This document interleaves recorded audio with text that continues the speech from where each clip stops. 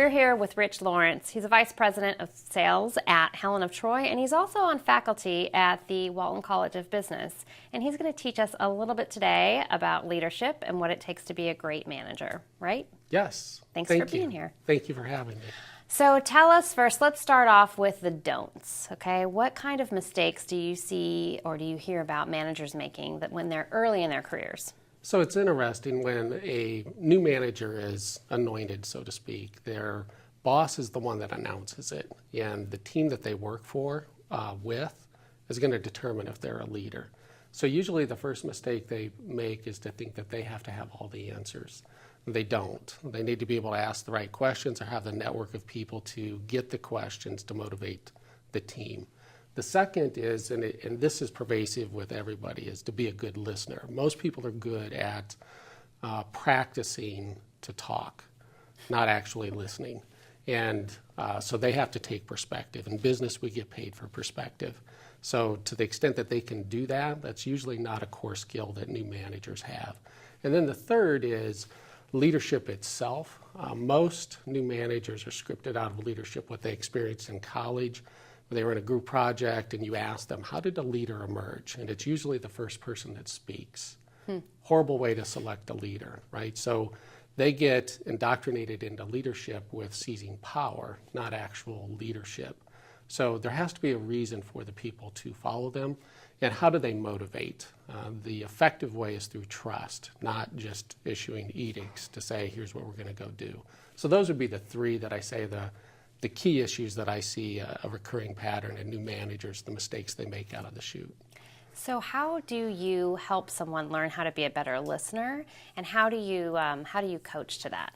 So to be a better listener is you have 2 ears and 1 mouth, right? So if you just parse the amount of time that you spend, listening should be twice as much as speaking.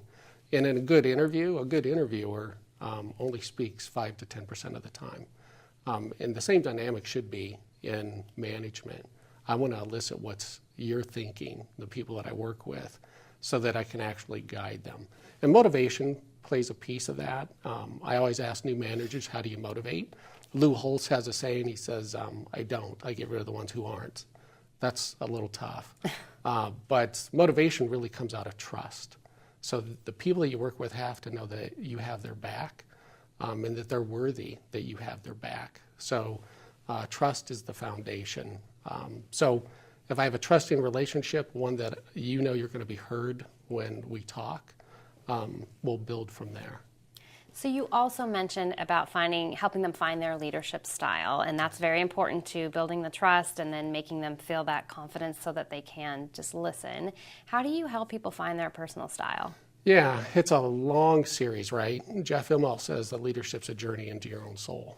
And so it's a lot of discussions. I usually ask them, what's your definition of leadership? And usually that stumps people. A good definition to me is ideas, relationships, and a sense of adventure. I have to have really good ideas that I can execute. There's a saying, and I don't know who gets credited with it, it's not mine, but imagination without execution is a hallucination, right? And so if I don't have ideas that I can execute, they're of no value to the company. So I have to scale that. Relationships in that who I can persuade, and that's up and down in the organization, side to side. I have to be the person that can create good, meaningful relationships. And then to be able to create a sense of adventure, there has to be a reason people want to follow you. And you put those three together, to me, that's leadership. Ideas, relationships, and adventure. I think that's a great note to end on. Thank you so much, Rich. Yeah, thank you. Appreciate it.